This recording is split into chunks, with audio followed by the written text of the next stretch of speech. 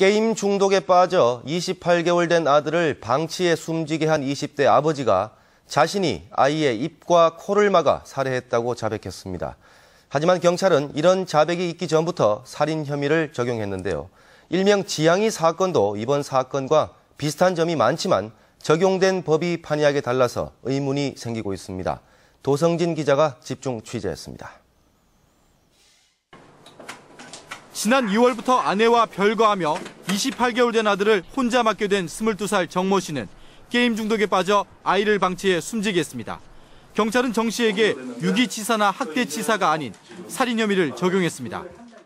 장기간에 걸쳐서 만 2세의 아이를 갖다가 쉽게 말해서 먹을 것을 주지 않고 누구나 예상할 수 있지 않겠습니까? 그러면은 살인에 대한 고의 인정할 수 있을 것 같습니다.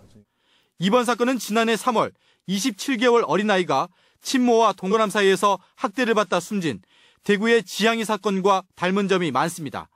두 사건은 숨진 아이의 나이가 비슷하고 학대와 방치의 방법은 물론 시신이 화장되거나 심하게 부패돼 직접적인 사인을 밝히기 힘들다는 점 등에서 많은 유사점을 갖고 있습니다.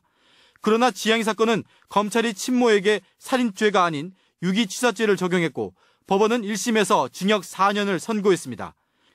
지양이 사건 추모단체들은 유사 사건의 법 적용에 차이가 나는 것을 이해할 수 없다는 입장입니다. 전해준 법이랑 학자분들이 이거는 학대로 나올 수 있는데 취여지자라고 그렇게 말씀을 하신 분이 3분이 계세요. 특히 검사님이 의지가 없으셔가지고 기소 변경이나 증인 이렇게 하시지를 않으셨더라고요. 지양이 사건 추모단체들은 다음 달 1일 2심 재판을 앞두고 오늘 대구 고등법원에 탄원서를 내고 지양이 사건에 살인죄를 적용할 것을 요구했습니다. 아동학대는 엄벌해야 한다는 분위기가 확산되고 있는 가운데 비슷한 사건을 두고 닮은 듯 다른 법 적용을 두고 관심이 모아지고 있습니다. MBC 뉴스 도성진입니다.